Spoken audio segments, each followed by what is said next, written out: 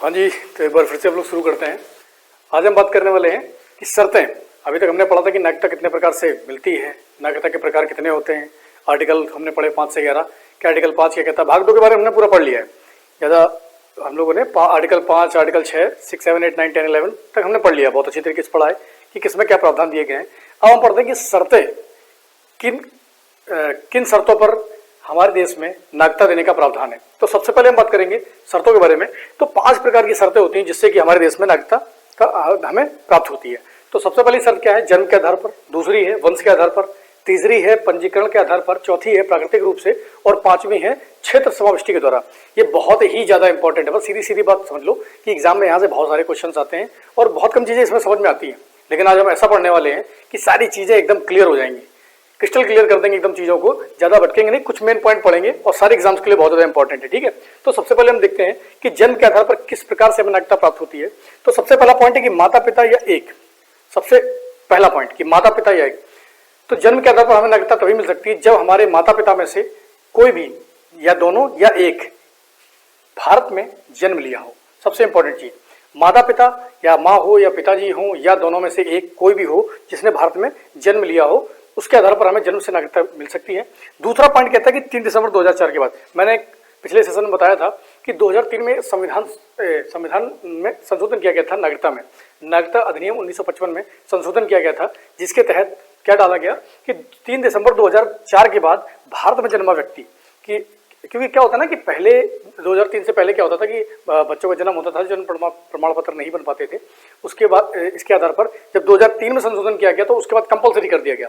Compulsory क्या है कि जब बच्चे का जन्म होता है, आज के समय हम देखते हैं कि हॉस्पिटल्स में जब बच्चों का जन्म होता है तो वहाँ पर ही बाकायदा पर्चा वर्चा भरवा दिया जाता है, तो उन्हें जन्म प्रमाण पत्र वहीं से मतलब दे दिया जाता है। टाइम सब मतलब क्योंकि जननी सुरक्षा योजना के तहत भी जैसे भारत सरकार ने बहुत सारी चीज़ें चलाई है, तो उसमें उनको सहायता प्रदान करने के लिए तो आपका बाकायदा बच्चे का नाम रजिस्टर, माता पिता का नाम रजिस्टर कर दिया जाता है, तो उसका तो नागरिकता का पता चल जाता है। लेकिन जो पहले के व्यक्ति थे उनके बारे में नहीं जानकारी प्राप्त हो पाती है। तो क्या सरकार ने क्या किया था 2003 के संशोधन में कि उन्होंने 3 दिसंबर 2004 के बाद जो भारत में जन्मा है व्यक्ति वो भारत का नागरिक होगा। ठीक है, तो जन्म के आधार पर जो 3 दिसंबर, ये टाइम बहुत ज़्यादा इंपॉर्टेंट है, इसको ध्यान रखना कि 3 दिसंबर 2004 के बाद जो भी व्यक्ति भारत में जन्मा है वो स्वतः ही जन्म के आधार पर भारत का नागरिक है। तीसरा पॉइंट कह रहा है कि अवैध प्रवासी ना हो। सबसे बड़ी बात है कि अवैध प्रवासी ना हो। अवैध प्रवासियों का मुद्दा बहुत सारा चल रहा था इस पिछले कुछ समय से देश में कि सरकार इसके लिए सीए लेकर आई। ठीक है, एनआरसी वगैरह सरकार ने इसको लागू किया, असम में लागू हुआ, पहला राज्य वही बना। तो भारत में बैठे जो घुसपैठी होते हैं, जो बाहरी देश से आए हुए नागरिक होते हैं, उनको बाहर करने के लिए, ठीक है, तो अवैध प्रवासी नहीं होना चाहिए। अगर आप अवैध प्रवासी हैं तो आप इस देश में नहीं ठहर सकते हैं। भारत सरकार जब चाहे तब उठा के आपको बाहर फेंक सकती है। तो सबसे पहला इंपॉर्टेंट पॉइंट है कि अवैध प्रवासी ना हो आप। तो ये है जन्म के आधार पर। तो जन्म के आधार पर किस प्रकार से नागरिकता पा सकते हैं? जन्म से माता पिता या दोनों में से एक, या 3 दिसंबर 2004 के बाद हमारा जन्म हुआ है, या तीसरा कि अवैध प्रवासी ना हो। बस 3 ही चीजें बहुत इंपॉर्टेंट होती हैं। आगे हम बात करते हैं वंश के आधार पर किस प्रकार से हम प्राप्त कर सकते हैं। तो वंश में क्या है कि इंपॉर्टेंट पॉइंट है कि ध्यान रखना, व्यक्ति 26 जनवरी 1950 को या उसके बाद व्यक्ति, ये डेट लाइन थोड़ा सा याद रखना कि व्यक्ति 26 जनवरी 1950 को या उसके बाद, लेकिन 10 दिसंबर 1992 से पहले, 1992 से पहले, मतलब कि 10 दिसंबर 1992 से पहले भारत के बाहर जन्मा हो तो नागरिक होगा। मतलब इनका सीधा सा कहना है कि अगर कोई व्यक्ति, क्योंकि नागरिकता के बारे में संविधान में पूरी तरीके से प्रावधान नहीं है, मैंने पहले बताया कि समय आने पर सरकारें क्या करती हैं, इसमें बदलाव करती रहती हैं। बदलाव के बाद बहुत सारी चीजें इसमें बदली जाती हैं। तो सरकार ने क्या कहा कि जो भी व्यक्ति 26 जनवरी जब हमारा संविधान लागू हुआ उसके बाद और 10 दिसंबर 1992, दोनों चीजें बहुत इंपॉर्टेंट है, ध्यान रखना।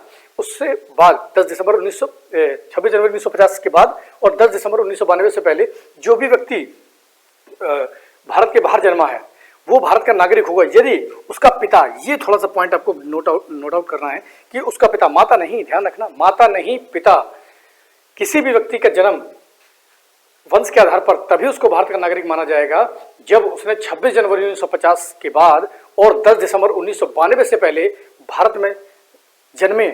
उसके माता नहीं होनी चाहिए, पिता होनी चाहिए। यदि उसका पिता भारत में जन्मा है तो भारत का नागरिक माना जाएगा। किसके आधार पर? वंश के आधार पर। बहुत इंपॉर्टेंट पॉइंट है।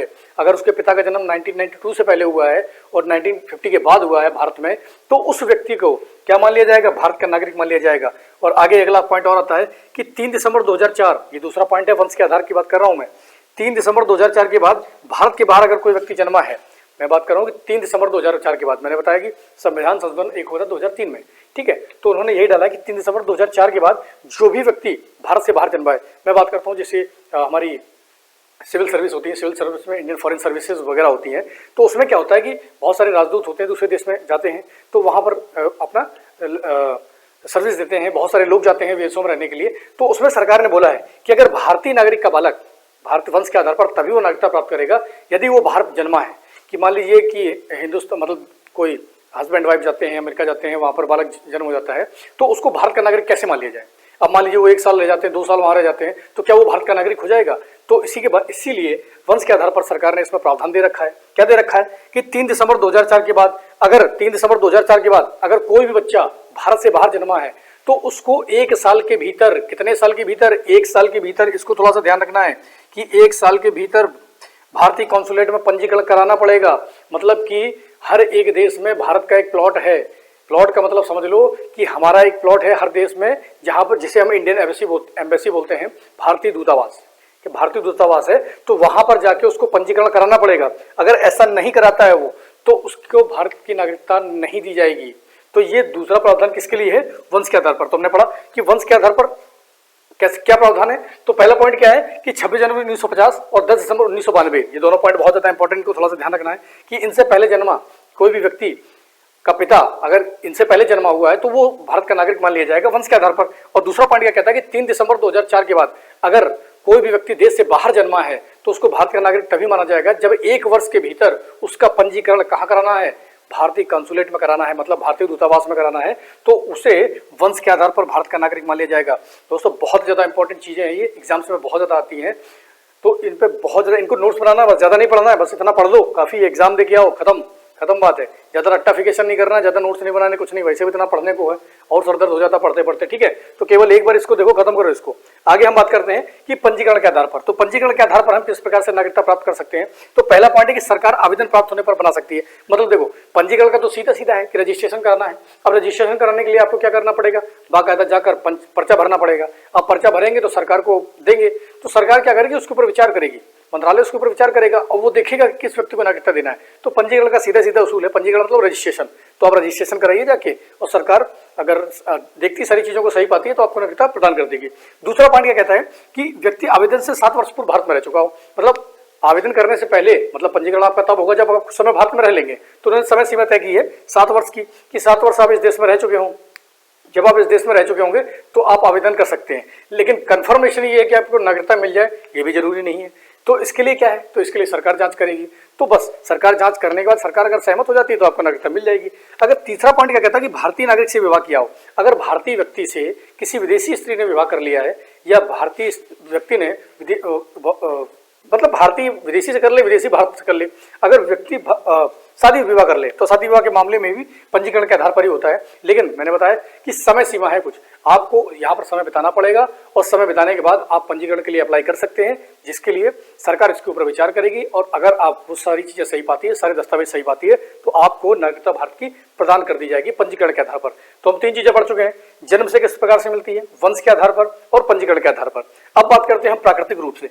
प्राकृतिक रूप से भारत की नागरिकता हम किस प्रकार से प्राप्त कर सकते हैं। तो सबसे पहला पॉइंट देखते हैं, जिस देश का नागरिक है उसकी नागरिकता त्याग दे। मतलब समझो कि अगर कोई विदेशी नागरिक है, माना कि अमेरिका का नागरिक है, आप ब्रिटेन का नागरिक, कनाडा का नागरिक, कोई भी नागरिक मान लेते हैं, और अगर वो उस देश की नागरिकता स्वतः ही त्याग दे कि मुझे कनाडा का नागरिक नहीं रहना है, मुझे भारत का नागरिक बनना है, तो अगर प्राकृतिक रूप से, तो उसे किस आधार पर नागरिकता दे दी जाएगी, प्राकृतिक रूप से नागरिकता दे दी जाएगी अगर वो भारत में रहते हुए किसी दूसरे देश की नागरिकता त्याग दे। अब वो बात अलग है कि हमारे अभिनेता की मैं बात करता हूं जो भारत की नागरिकता छोड़ के कहा किसी दूसरे देश की नागरिकता ले लिए थे, ठीक है।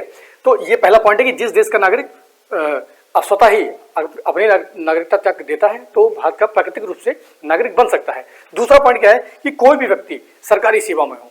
अब सबसे इंपॉर्टेंट चीज है कि माना कि बाहर का कोई व्यक्ति सरकारी सेवा में है, सरकार सेवाएं लेती है, बाहरी व्यक्तियों की सेवाएं लेती रहती है, तो अगर कोई भी व्यक्ति, ऐसा व्यक्ति जो बाहर से सरकारी सेवा में है और 12 महीने पूर्व से आवेदन देने के पहले निवास करा, मतलब समझ लो कि 1 साल पहले, सबसे पहली बात है कि सरकार की सेवा में होना चाहिए। दूसरा पॉइंट क्या है कि आवेदन, मालूम मैं आज आवेदन करने जा रहा हूँ, आज मैंने आवेदन करना है, ठीक है, आज मैं आवेदन करने जा रहा हूँ, तो आज मैं आवेदन कर रहा हूँ, उससे 12 महीने पहले मैं यहाँ पर निवास कर चुका हूँ, मतलब मैंने 1 साल अपना बिता लिया, मैं 1 साल बाद ही जाऊँगा, सीधी बात है। तो प्राकृतिक रूप से क्या होगा कि मैं 1 साल बाद जाऊंगा, 1 साल बाद जाकर ही आवेदन कर सकता हूं और मैं किसकी सेवा में होऊंगा, सरकार की सेवा में होऊंगा। तो दूसरा पॉइंट हो गया, बहुत इंपॉर्टेंट पॉइंट है।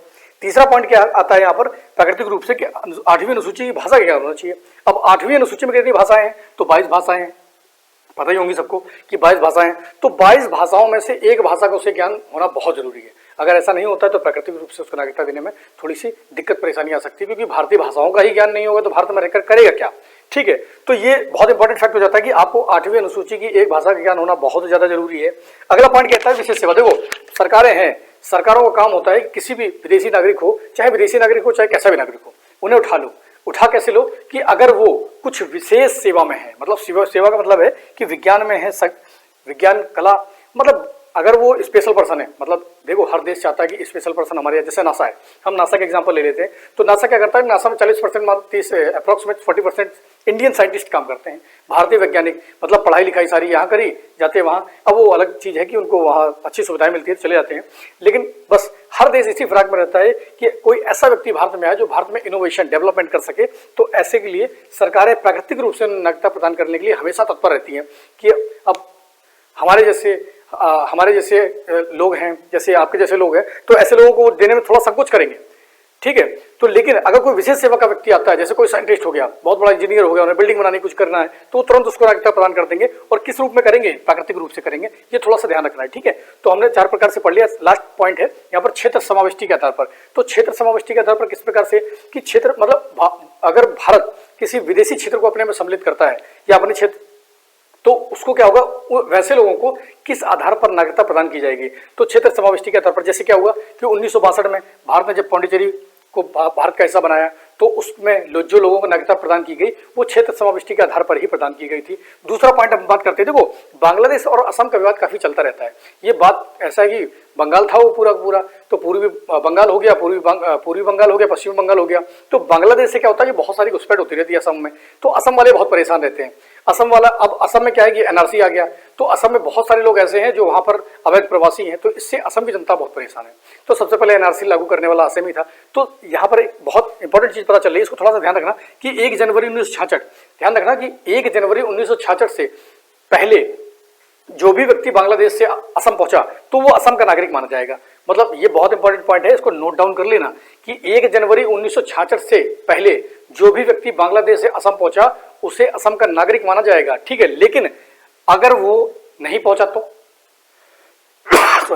अगर वो नहीं पहुंचा 1 जनवरी 1966 से पहले तो क्या होगा, तो 1 जनवरी 1966 के बाद और 25 मार्च 1971 से पहले अगर वो व्यक्ति जाता है बांग्लादेश से भारत में आता है, तो फिर उसको एक ही काम कराना पड़ेगा। क्या कराना पड़ेगा कि पंजीकरण कराना पड़ेगा। बस यही चीज निकल के आ जाती है। तो ध्यान रखना, ये थोड़े से पॉइंट बहुत ज्यादा इंपॉर्टेंट है, डेट्स बहुत ज्यादा इंपॉर्टेंट है कि 1 जनवरी 1966 से पहले अगर कोई व्यक्ति भारत आया है, बांग्लादेश से असम आया है, तो उसे असम का नागरिक मान लिया गया। लेकिन अगर वो नहीं आया है और 1966 से लेकर 1971 के बीच में आया है, तो उसको भारत में रहना पड़ेगा। तो समझ गए पूरी चीजें क्या है।